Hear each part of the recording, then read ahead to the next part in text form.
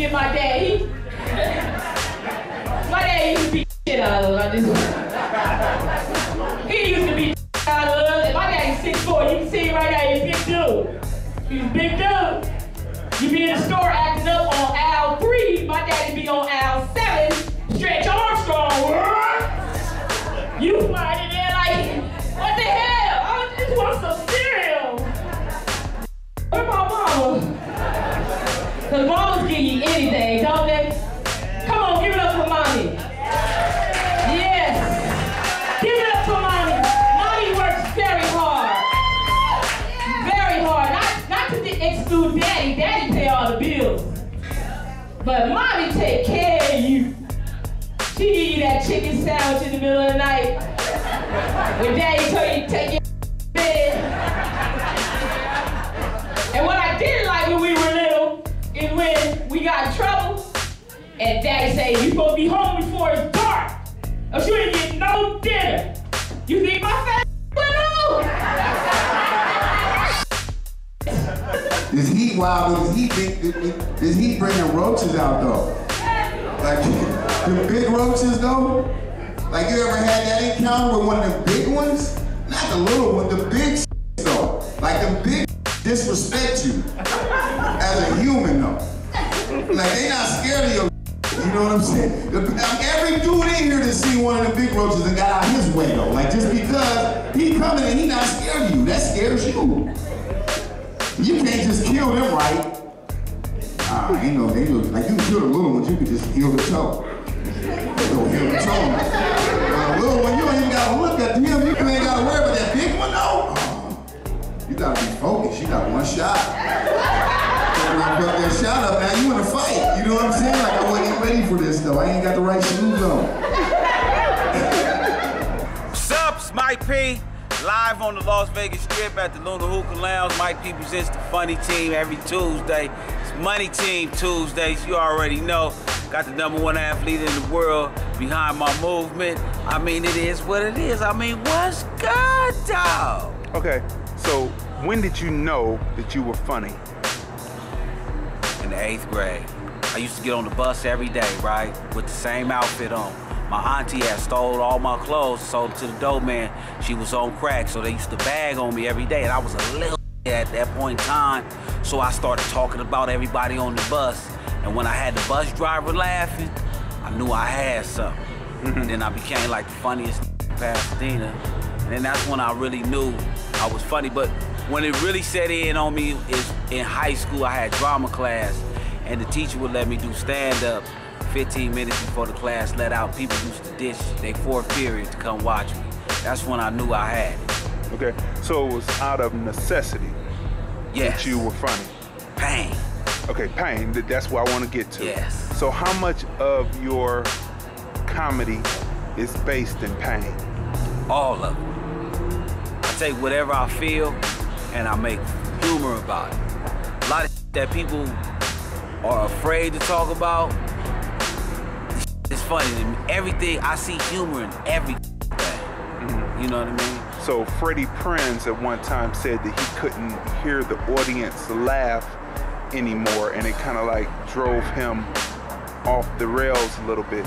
Do you ever get to a point where you're not sure if the audience is laughing or you can't hear them laughing?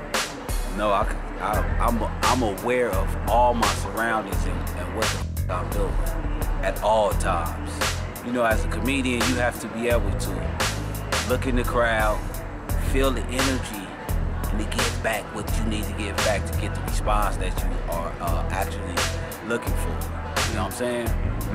So we noticed from your comedy that you go in and you bag on the audience. That's just part of getting everybody involved. See, when you do a room every week, it's very important that as the host, like I do on purpose, I don't have no intro. I just walk up to a cold ass crowd because that prepares me for when I have to do humongous shows to know what to do with Element.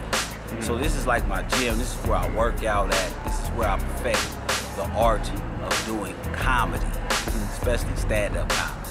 So who were your comic influences? My father, funniest motherfucker in the world, hands down. colder than Eddie Murphy, Richard Pryor. That is hilarious. And watching him as a young kid, I just started emulating my father, you know what I mean, with his sense of humor. And then, of course, I watched Eddie Murphy, Martin Lawrence, Robert Townsend, Living Color, different people like that influenced me to want to do Red Fox, you know, real motherfuckers that took the art. You know, a comedian he reenacts life. That's what art reenacts life. We live in a society now where life is imitating art. It's really kind of stupid, honestly. But in actuality, a comedian reenacts life, the art of reenacting real life, what goes on. I can make anything funny. So how much of your material when you're in a setting like this is already in your head, or are you working out new routines? Always working on new routines in here. And then what I do is I work my jokes in that I would normally do as a set in with working on new all the time. You know what I mean? So where do you want to be in the next 5 years? Next 5 years, I want to hire my own production company. I want to produce my own movies, my own television shows, my own sketch comedy, and my own stand-up tours and DVDs. I'm gonna do it all myself. The Crazy Dee Show Masters. I'm standing here with G-Thang. Yeah, we in the building. In the building. Yeah. So my first question to you is, how do you gauge between the black and white audience to make your jokes universal? Like you talked tonight about situations with white folks and they laugh. How do you gauge that? Well, you know, me personally, it ain't even about what I'm saying. Now they ain't got out of what I'm saying and they ain't bought into my personality. See, I ain't selling jokes. I'm selling personality. When you go see Bernie, when you went to go see Bernie, when you go see Cedric, when you go see Mike Epps or Kevin Hart, you buy into the personality. You buy into the small man. You buy into the Martins. You buy into the personality. You never buy the jokes. And sometimes these niggas don't even remember what I said anyway. But they said he was funny and they love the personality. So what I do is I sell them G first. And once they all bored on the G, then they'll buy whatever I sell them. And whatever I come out my mouth. White people buy it, Mexican people buy it, Jews, Gentiles, Protestants, and Catholics. Standing all. I've been drinking a little bit, so I'm sorry, America. I'm sorry. But I've been on stage for almost an hour, and I had to have a little juice. Juice juice, yeah. When you're the head, how do you gauge how long you're going to stay out? Usually a headliner gets 45 an hour. You know, I learned some Bernie from Steve Harvey. Steve said, if a comic can't do an hour, he ain't no real comic. You got to stop, niggas. I don't know how black people stay out here in Vegas with this guy. Nigga, the devil live out here. Shit, this hot, nigga, this is that. Kill yourself. There should be no fat people out here in Vegas. So when you walk outside, you lost 35 pounds. You walk to your car, you sweat like a motherfucking church dude. This motherfucker, I'm overdressed to be in this right here. I got this at Express. Yes. Yeah. I got this off the mannequin. You know, and you gotta be able to go up there and entertain the people. And that they feel that they worth getting a show. When people don't leave, when you don't see people walking out the audience, they got a show. When they engage it. See, a lot of comics ain't as fast as me. See, I'm a fast-paced comic, so I'm shooting. I don't give a Vegas, I don't know. You niggas should relocate. This is. I got this dark skinned today. I want this. Yeah, I was the same color Chris Brown, and I swear to God. I was not this dark. I walked in, I'm getting darker, niggas. So for an hour, I'm not stopping. But it's a lot of comics in the set where they'll tell a story, and that story will go for about 20 minutes, and then punchline. And then you got some comics that'll do, you know, segue. They got a subject, middle, and the end. Me, you just get it all. Blah, blah, I ain't letting up till it's done. And then I'll tell them notes, shake some hands, kiss a baby, and I'm out. So who were the comedians when you were coming up? Who did you look at and say, that someone gives me inspiration. The cats that inspired me was Bernie and Robin Harris. They inspired me to do stand-up because they were so in your face. You know, they would let cats know, dude, this is what it is, and you bought into it. And you was afraid. You know, when Bernie did that on Def Jam and said, I ain't scared of you, motherfucker. You know how that happened?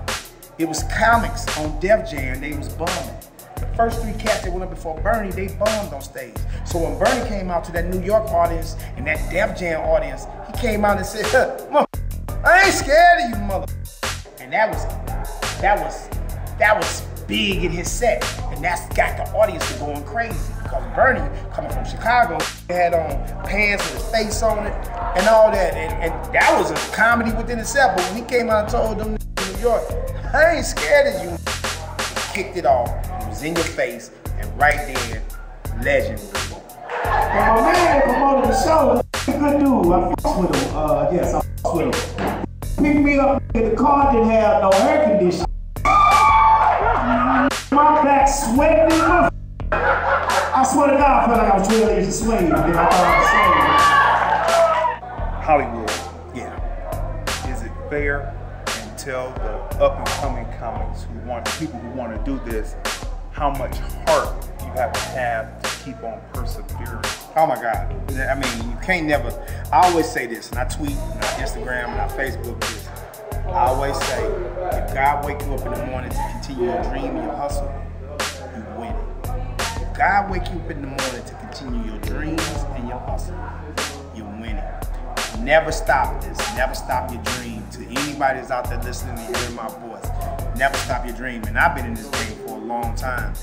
And I ain't made some money in this game, but am I where I want to be? I ain't where I want to be. But God said, your turn is coming. Be patient. Patience and obedience is the key to success. And I tell anybody that at any given time. This is not a race. This ain't a race. Okay, you ain't gotta be faster. And it ain't even coming down to who's the funniest. It's about who's likable. This Jewish cat told me, he said, gee, I'd rather hire somebody that's okay for the job that I can work with a year than somebody that's great for the job I can't work with for 2 days.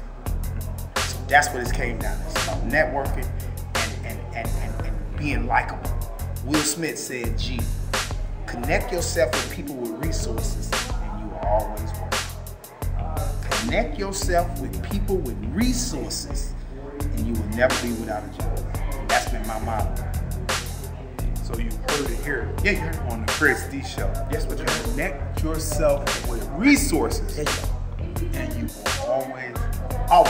always work from G-Thang. So that's it. The Crazy Dee show.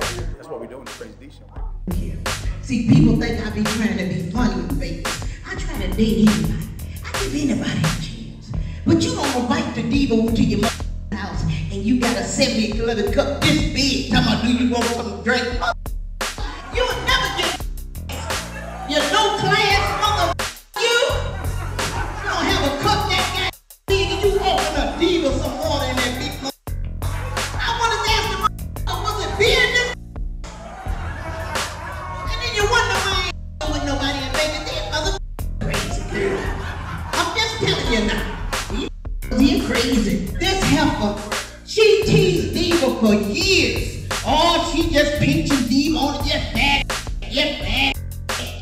Do you know that mother weigh 500 pounds a day and the one they fat cute now? Not fat cute, that you fat. Wearing pink and white. Look like she Jesus with all that shit on. Got 4 fat gonna try to get away. Hi Diva. No. Big toward me to meet 5-10 years. I'm finna tell you, the first chance I get on stage, I'm lighting your 4-belly, bad belly. You look like you drafted in the NFL. And then you got the nerve to cut your hair off, looking like that mother Chinese face Buddha doll. Sitting there looking like you 10 years older than me, mother. You 4 years younger than me. And you think you gonna get away talking about the diva with your bitch. Don't try to make fat cute, cause you fat now, mother. You know I had to eat that up. That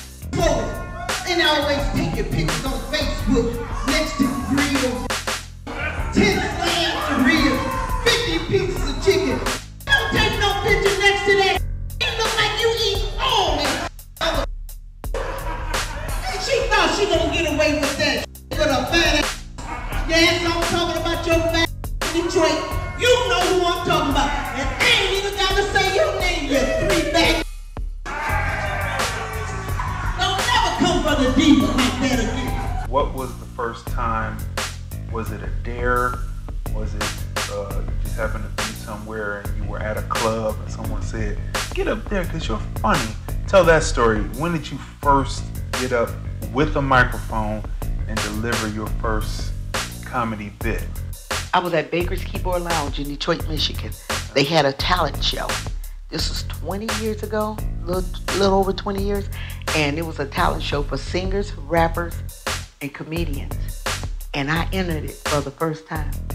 And it was like 2 or 3 rounds. And I won all 3 times. The funny part was they can sing, they can rap, but they couldn't stop laughing. And I had Thomas Hearns, the hitman boxer, in the audience. And I had one of the piston players in the audience. And they were just so back. Who's this lady? You know? And that's when I knew I was really funny. I was so scared. That's what kept me away from comedy. I was scared to get on that stage. I talk a good game, but I was scared. But when I got up and did that, I won 3 times in a row. But not even they just couldn't stop laughing. They didn't judge anybody. They didn't say they couldn't sing. They didn't say they couldn't rap. They just couldn't stop laughing.